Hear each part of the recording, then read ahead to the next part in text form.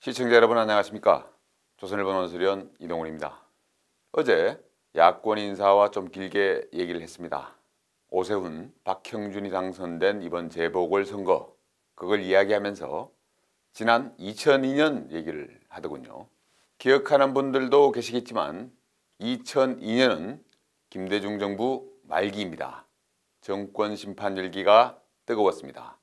2002년 6월 지방선거가 있었습니다. 당시 야당 한나라당이 서울시장, 경기지사를 포함해서 16개 시도지사 선거 중에서 11개에서 이겼습니다.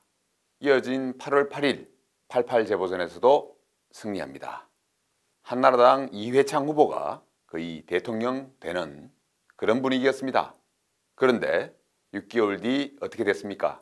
이회창 후보는 민주당 노무현 후보에게 패배합니다. 대선 직전에 치러졌던 선거 승리가 그 다음 대선 승리로 이어지는 것은 아니다.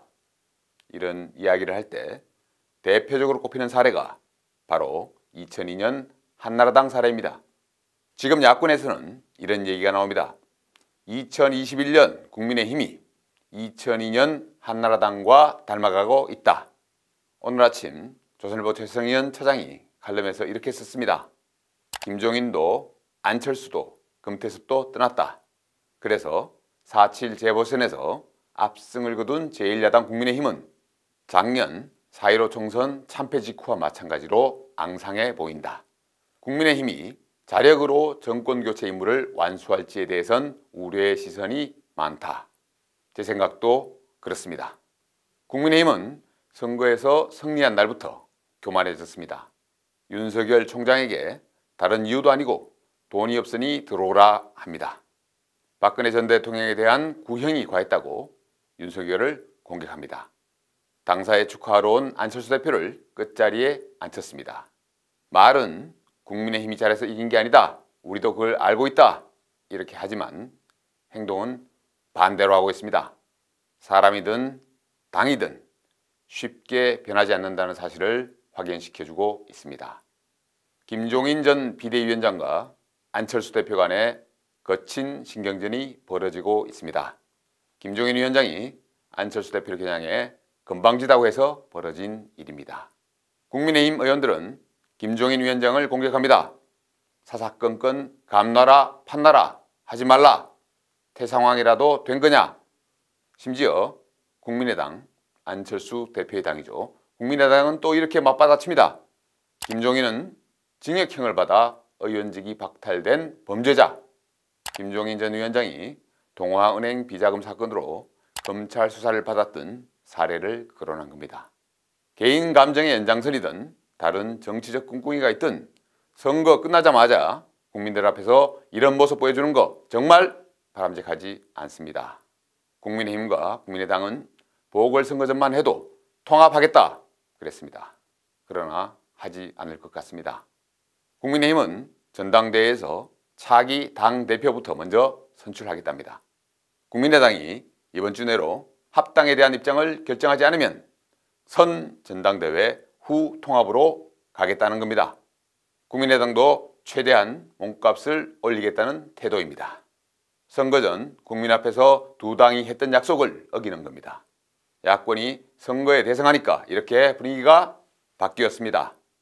이 와중에 은인자중하시던 영남 의원들은 밥그릇을 챙기겠다고 나서고 있습니다. 저도 영남 출신이지만 국민의힘 영남 의원들은 정말 너무합니다. 작년 총선 이후 야당이 참 어려웠습니다. 180석을 앞세운 정권과 민주당이 폭주했습니다.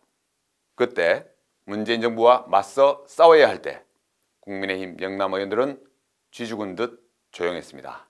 물론 열심히 정권과 싸운 의원들도 있습니다. 하지만 대체로 그랬다는 얘기입니다.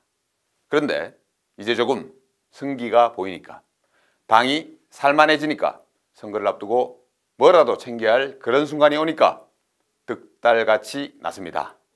영남 의원들 만나 얘기해보면 공통점이 있습니다.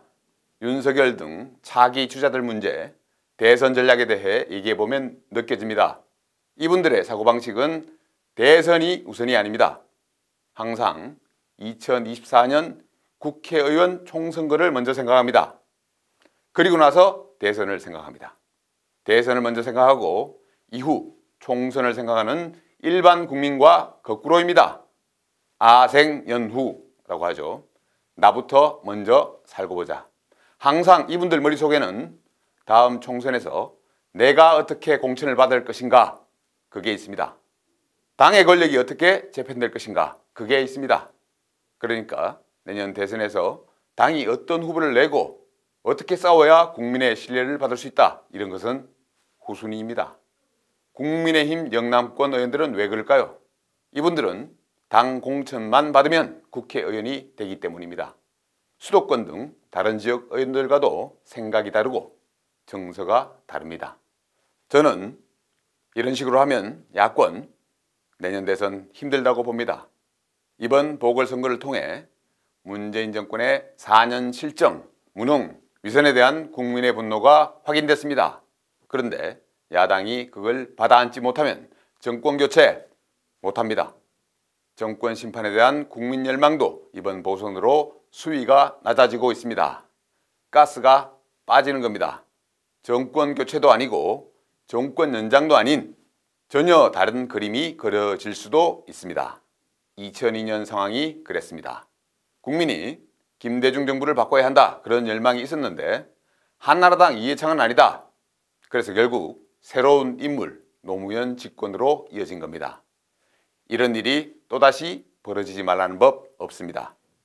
문재인 정권과 민주당 전략가들도 충분히 이런 그림을 그리고 대선 전략을 짜고 있을 겁니다.